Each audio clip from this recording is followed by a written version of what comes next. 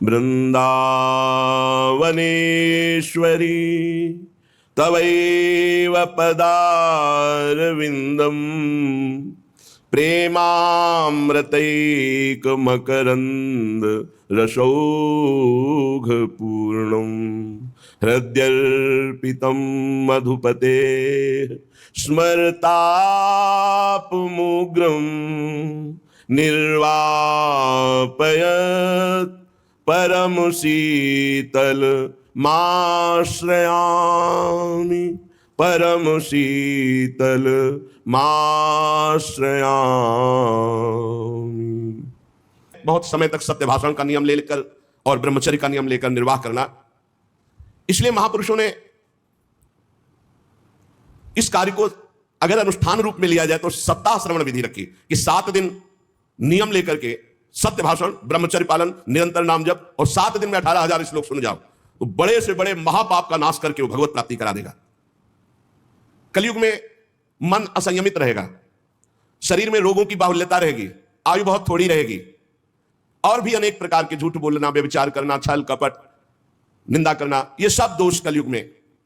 जो फल तपस्या, योग और समाधि से भी प्राप्त नहीं हो सकता वो भगवान की लीला कथा अमृत सुनने से प्राप्त हो जाता है। शनकादि ने महिमा वर्णन की। शौनक जी ने पूछा, सूत जी ये तो आपने बड़े आश्चर्य की बात कही, इस श्रीमद् भागवत में ब्रह्मा जी के भी आदि कारण प्रभु श्री हरि का निरूपण किया गया है, परंतु ये मोक्ष की प्राप्ति में ज्ञानादि सभी साधनों से बढ़कर के है, ऐसा शनकादि जी ने कहा। सूत जी ने कहा, शौनक जी इसका एक गुप्त रहस्य है। जब भगवान श्री कृष्ण इस धराधाम को छोड़कर अपने परम धाम को जाने लगे तब उनके मुखारविंद से एकादश स्कंद का ज्ञानोपदेश सुनकर के उद्धव जी ने पूछा। उद्धव जी ने कहा, गोविंद अब तो मुझे दिखाई दे रहा है कि आप अपना कार्य पूर्ण करके परम धाम को पधारना चाहते हैं, मुझे मेरी चिंता नहीं है, मैं तो आपके जूठन के प्रभाव से, नाम जप के प्रभाव से, आपके उपदेश के प्रभाव से परम पद की चिंता नहीं करता। एक चिंता मेरे हृदय में है, घोर कलिकाल आपके जाते ही आ जाएगा, अपना प्रभाव दिखा देगा। इसमें दुष्टों की बाहुल्यता होगी, संतों का संसर्ग मिलना बड़ा कठिन हो जाएगा। यहां जो मिलेंगे भी तो छल कपट और उग्र प्रकृति के, इसलिए पृथ्वी बड़ी दूषित हो जाएगी। कमल नयन आप जा रहे हैं, फिर यहां कल्याण कैसे होगा, सबका मंगल कैसे होगा? साधुओं पर आपका बहुत प्रेम है, इसलिए हमारी प्रार्थना है कि यहां से आप मत जाइए। भगवान आपका ही एक निराकार रूप है, आप ही चिदानंद रूप है, आपने हम भक्तों के लिए रूप धारण किया, इसलिए आप मत जाइए। आपके जाते ही कलयुग इतना तांडव फैला देगा, सब पापाचरण में रत होने लगेंगे, इसलिए प्रभु हम मेरी प्रार्थना पर विचार कीजिए।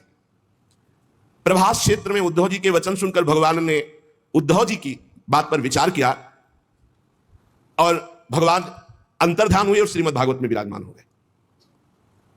भागवत में देखते देखते उद्धव जी के श्रीमद् भागवत के अक्षरों में प्रवेश कर गए और आवाज हुई कि आज से श्रीमद् भागवत को मेरा साक्षात वांग्मय स्वरूप समझो, मैं अपनी संपूर्ण ज्ञान वैराग भक्ति शक्तियों के साथ श्रीमद् भागवत के अक्षरों में विराजमान हूं। इसलिए यह श्रीमद् भागवत साक्षात कृष्णमयी है, कृष्ण मूर्ति है। जो भागवत का दर्शन करेगा, भागवत को सुनेगा, उसके समस्त पाप नष्ट हो जाएंगे और निश्चित वो भगवत प्राप्ति करेगा। कलयुग में तो अन्य साधनों को बहुत बुरी तरह मलिनता में भर दिया कलयुग ने। इस कलिकाल में कोई ऐसा धर्म नहीं बचा जिसे कलयुग ने ग्रस ना लिया हो, और कोई ऐसा मनुष्य नहीं बचा जो दुख, दरिद्रता, दुर्भाग्य, चिंता, शोक इनमें डूब ना रहा हो। दुख, दरिद्रता, दुर्भाग्य, चिंता, शोक डूब ना रहा हो। कोई ऐसा नहीं दिखाई दे रहा जो काम क्रोध पर विजय प्राप्त कर सके। तो इस भगवान की माया से पीछा छुड़ाना बड़ा कठिन है। इसीलिए भगवान अपनी संपूर्ण शक्ति के साथ श्रीमद् भागवत में विराजमान हो गए। जो भगवान की चर्चा सुनेगा निश्चित माया मुक्त हो जाएगा।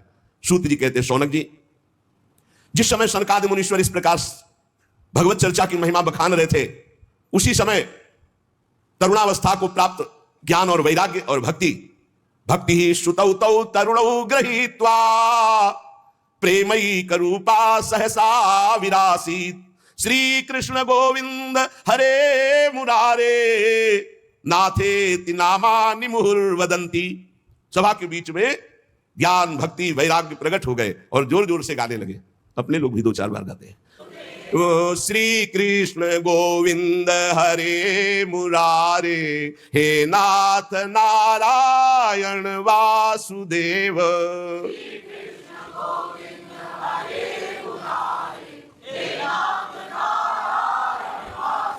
हे नाथ नारायण नाथ नारायण वासुदेव,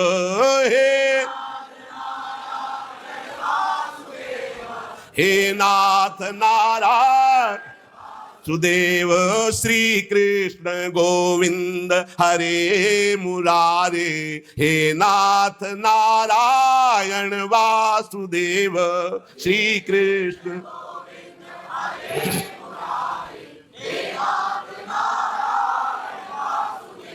सभी सभासदों ने देखा परम सुंदरी दिव्य तेजोमयी प्रेम लक्षणा भक्ति भागवत के अर्थों का आभूषण पहने हुए।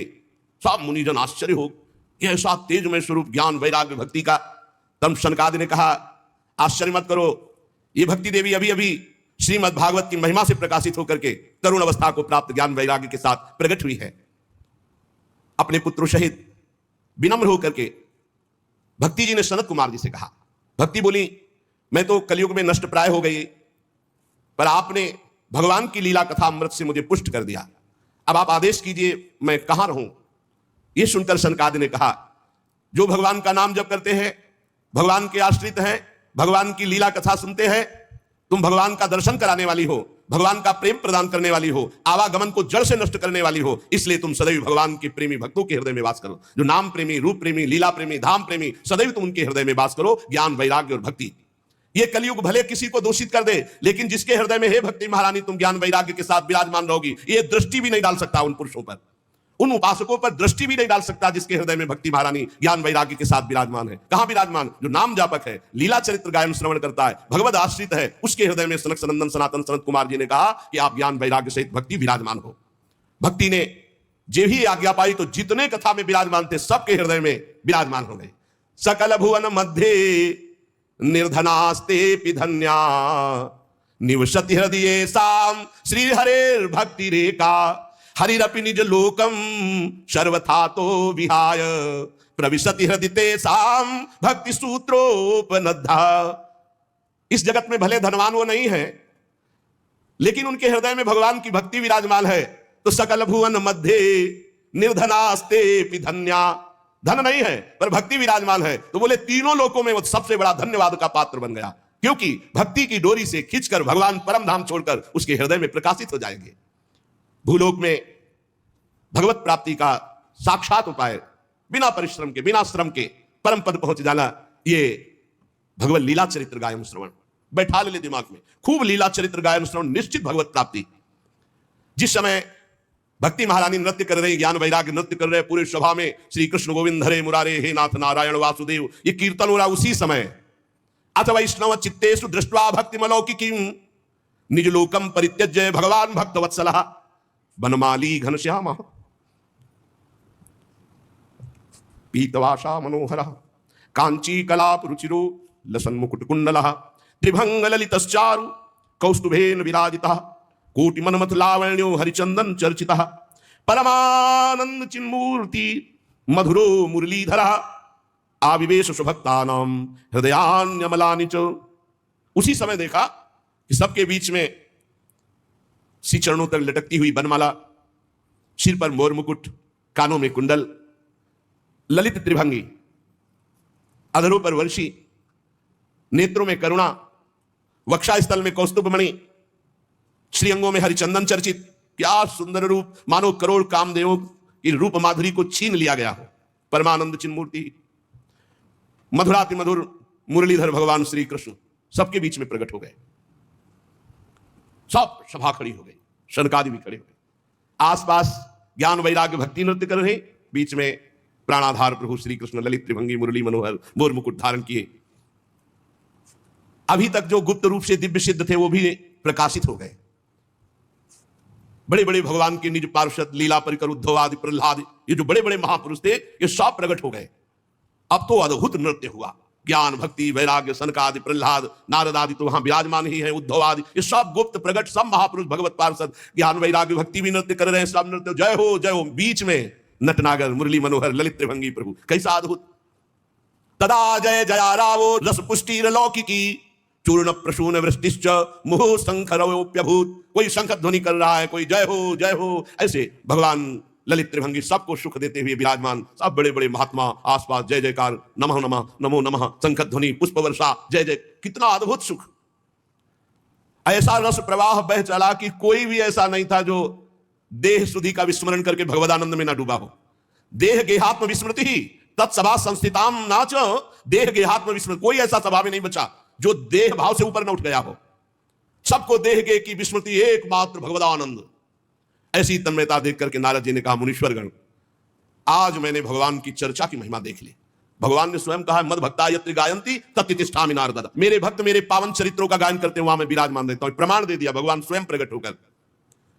इसमें संदेह नहीं कि कलिकाल में चित्त की शुद्धि के लिए भगवान की लीला कथा से बढ़कर और कोई साधन नहीं है।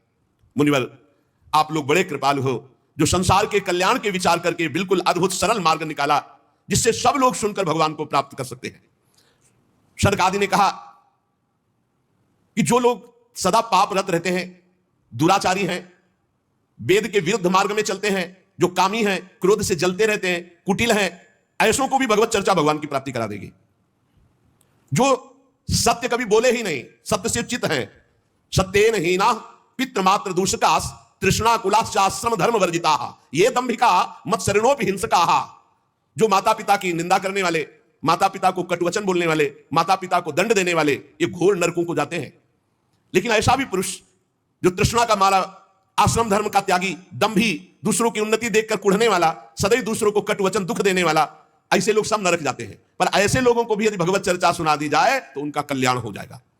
ये 5 महापाप हैं, इनको नष्ट करना बहुत कठिन होता है। पंचोग्र पापास छलछद्म कारिणः क्रूरा पिशाचा इव निर्दयाश्चये। कौन से महापाप? सबसे पहला शराब पीना। ये पंचोग्र पापास, ये निश्चित नरक जाते हैं। शास्त्र हमारा निषेध करता है।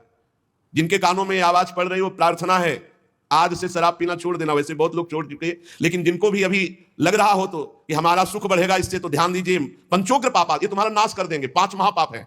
पहला है मदिरापान, शराब पीना, और दूसरा है ब्रह्म ऋषि की हत्या कर देना, तीसरा है किसी के स्वर्ण की चोरी कर लेना, चौथा है दूसरे की पत्नी के साथ व्यभिचार करना, गुरु पत्नी गामी, गुरु की पत्नी के साथ व्यभिचार करना, और 5वां है विश्वासघात कर देना। ये 5 महापाप हैं जिनको नरक में भोगने पर भी वो पूर्ण सफाई नहीं होती, फिर यहां दुर्गति योनियों को प्राप्त होते हैं जहां महान कष्ट मिलता है। ऐसे 5 महापाप करने वाले, मदिरापान, ब्रह्म ऋषि की हत्या करने वाला, स्वर्ण की चोरी करने वाला, गुरुपत्नीगामी, पराई स्त्री से व्यभिचार करने वाला और विश्वासघाती, ये 5 महापाप हैं जो नरक भोगना पड़ता है। छल छद्म परायण क्रूर पिशाचों के समान निर्दयी, जो ब्रह्म ऋषियों के धन को छीन करके पुष्ट होते हैं, ऐसे व्यभिचारी, ऐसे लोगों को भी यदि भगवान की चर्चा सुनने को मिल जाए तो पावन हो सकते हैं। इनको भी भगवान की लीला कथा अमृत सुनने को मिल जाए, किसी कारण से इनको जबरदस्ती, प्यार से, दुलार से, रिश्ते संबंध के बल से कैसे भी इन्हें सत्संग में ले आया जाए, इन्हें भगवत चर्चा सुनाई जाए, तो निश्चित इनकी बुद्धि परिवर्तित होगी, इनका कल्याण हो जाएगा। जो दुष्ट आग्रह पूर्वक मनवाणी शरीर से पाप करता है, दूसरे के भोजन से शरीर पुष्ट करता है, मलिन हृदय वाला, अगर ऐसों को भी भगवत चर्चा सुनाई जाए तो ये भी भगवत प्राप्ति के मार्ग में चल देंगे। नारद जी, घोर पापी को भी भगवत प्राप्ति कराने में समर्थ है भगवत चर्चा। नारद जी ने कहा इसका कोई उदाहरण दिया जाए तो ज्यादा समझ में आ जाए। तो उनका हम तुम्हें एक प्राचीन इतिहास सुनाते हैं। पूर्व काल में तुंगभद्रा नदी के तट पर एक अनुपम नगर बसा हुआ था। उसमें सभी वर्णों के लोग अपने अपने धर्माचरण करते, सत्य में तत्पर रहते थे। उस नगर में समस्त वेदों का ज्ञाता, श्रौत स्मार्त कर्मों में निपुण एक ब्राह्मण रहते थे जिनका नाम था आत्मदेव। तेज तो ऐसा था मानो दूसरे सूर्य भगवान ही हो। ब्राह्मण तेजस्वी, वैदज्ञ, सत्कर्म अनुष्ठान करने वाला, और कभी उसके दरवाजे से कोई भिक्षुक वापस नहीं लौटा। इतना उदार हृदय वाला, देगा ही कुछ ना कुछ। पर पूर्व प्रारब्ध के अनुसार उनकी जो पत्नी थी उनका नाम था धुंधुली। पति का नाम आत्मदेव और पत्नी का नाम धुंधुली था। सुंदरी थी, कुलीन थी, पर लड़ाकू स्वभाव था, अपनी बात पे अड़ जाना। अब वो बड़े ज्ञानी थे, वैदज्ञ, वेद के ज्ञाता, इसलिए वो शांत रहते थे। लड़ाई घर में नहीं होती, वो लड़ने वाली ही बात करती थी, पर वो शांत रहते थे। जब घर में नहीं होती तो पड़ोसी से जाके भिड़ना, जरा जरा से कारण में। क्रूर स्वभाव, बकवादी स्वभाव, गृह कार्य में निपुण लेकिन कंजूस और झगड़ालू प्रारब्ध है। भोग विलास की कमी नहीं थी, खूब संपत्ति थी, घर बढ़िया सुंदर, परंतु सुख नहीं था। क्योंकि जब आत्मदेव घर में आते तो बस उपद्रव, लड़ाई झगड़ा, सब बड़ा नरक समझो। जिसकी घर में अशांति हो, झगड़ा होता, बड़ा नरक है। चैन से नमक रोटी खाए, प्यार से जीवे तो गृहस्थी धन्य, और खूब बढ़िया सब व्यवस्थाएं हैं, पर कलह, अशांति, मन नहीं मिल रहा एक दूसरे। ये बहुत धीरे धीरे अवस्था ढल गई, कोई संतान ही नहीं हुई। बड़े बड़े पुण्य कर्म किए, खूब दान पुण्य किया, लेकिन संतान नहीं हुई। अब वो ब्राह्मण बड़े चिंतातुर हुए आत्मदेव की, जिसके संतान न हो तो फिर उसको पिंडदान कौन करेगा। गृहस्थी में विचार होता